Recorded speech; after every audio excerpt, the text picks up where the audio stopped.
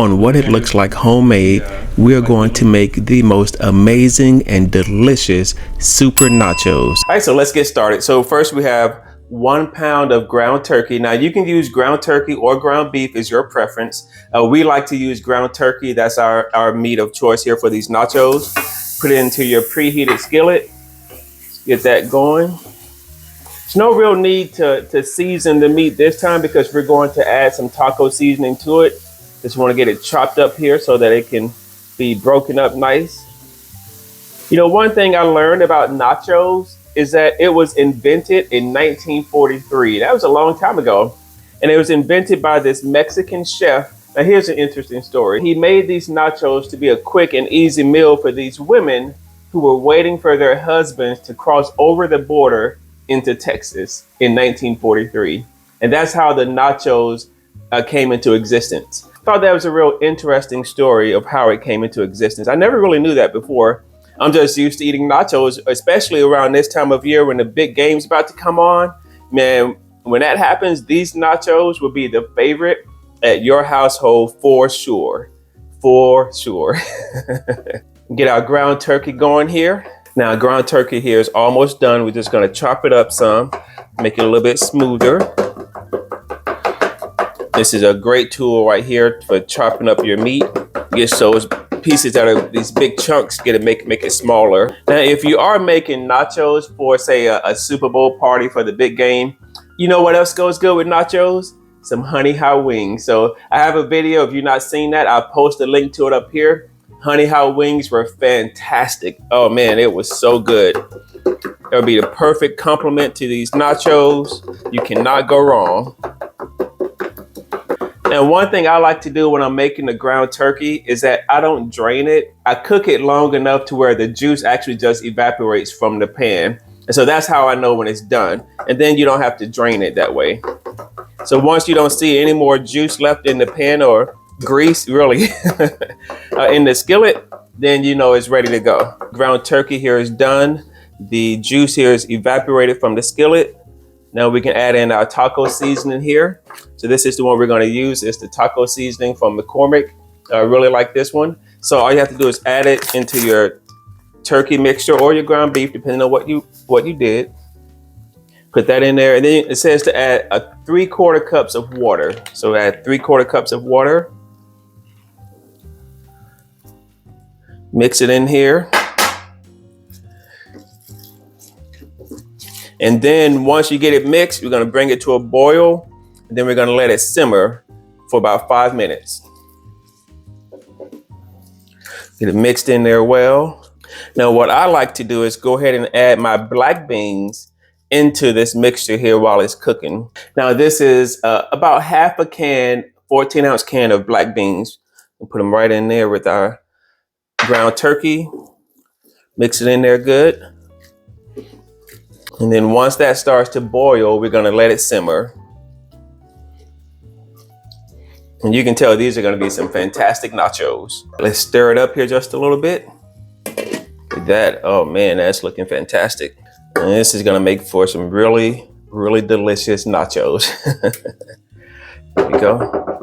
Put the top back on, let it continue to simmer. So the next step is that we're going to make some queso cheese, and we're going to pour this queso cheese on top of our nachos. And so to do so, we're going to use Velveeta queso Blanco cheese. Make sure you use the Velveeta brand because it's going to make it taste the best. And then we're also going to use some Rotel tomatoes. We're going to add that into our cheese here. So let's get this open first. Get this into our pot here. Now we're going to use the entire thing of cheese. This is 16 ounces of Velveeta queso cheese, and you want your skillet to be on low heat so that it doesn't start to melt right away and get sticky, but put it on low heat. And then once it starts to melt, then we're going to add in our tomatoes. But first, let's get this melted here, and then we're adding our tomatoes. So you want to make sure that you're stirring this up. You see it's starting to melt here. Keep it stirred up, that way it doesn't stick, start to burn in your skillet. It will make a nice creamy sauce. This is why you have to keep your skillet on low. for this very purpose. You can see it's starting to get a little brown there. So you're going to keep it stirring up, and then we'll be able to add our tomatoes into it. Now our cheddar, our queso cheese here is really melted nicely. So now we can add in our Rotel tomatoes.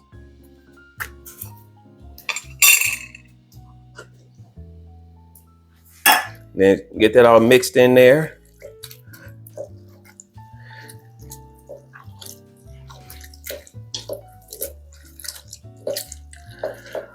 Then we're gonna let it continue to melt and blend together.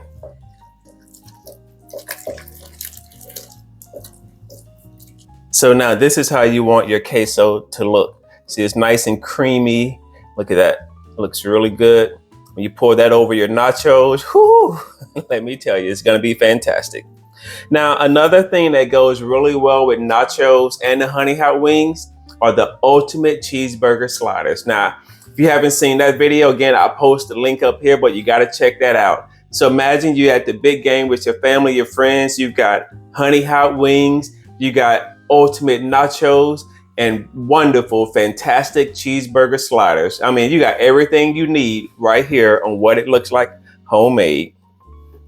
Be sure to check those videos out. All right, it's looking fantastic. Okay, so now that our cheese sauce here is done, we're gonna next bake our nachos here, or our tortilla chips. Now this is the brand that I like to use. I've only been able to find it at Publix, but man, they are really, really delicious. Now my wife and I, we like the thin and crispy nachos, or the thin and crispy tortillas. So most people, when they make nachos, they want the thicker one. But when you add all the toppings to it, the thinner ones, it just tastes better. I kind of think of it like thin crust pizza. Like thin crust, you can taste more of the toppings better. The thicker crust, you taste more of the crust. So it depends on what your preference is, but we really like the thin and crispy ones. So we're gonna take it out, we're gonna spread it. We already have our baking pan here with some foil. Just gonna spread them out. You know how much you wanna make. We're gonna bake it in the oven at 350 degrees. We're gonna bake them up for about 5 minutes. I think that should be good for 2 of us. Now, of course, if you're making this for a family, you're gonna make more. But for my wife and I think this would be a pretty good amount of nachos right here. Maybe even a little bit too much, depending on how hungry we are. So again, we're gonna bake it in the oven, 350 degrees for 5 minutes.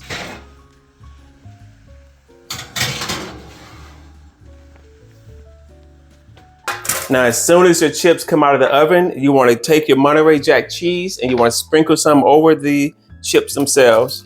As soon as they come out, that way they can start melting some with the cheese on there.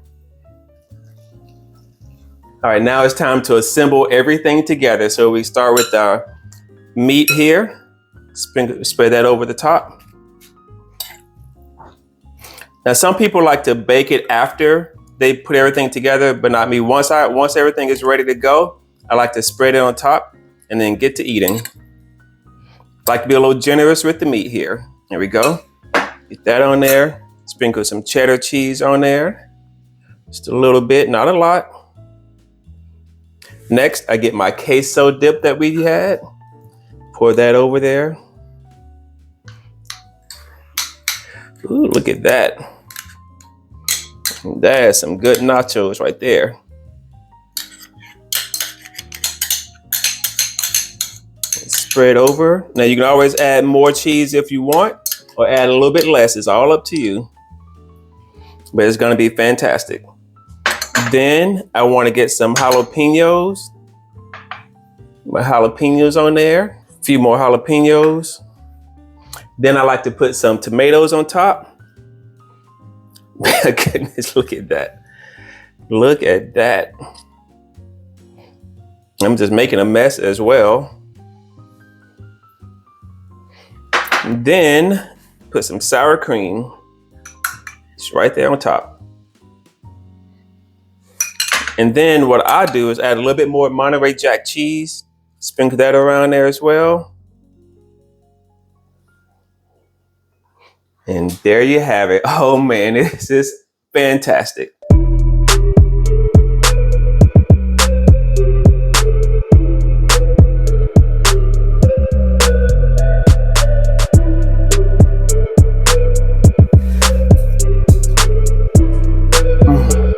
thank you for watching What It Looks Like Homemade.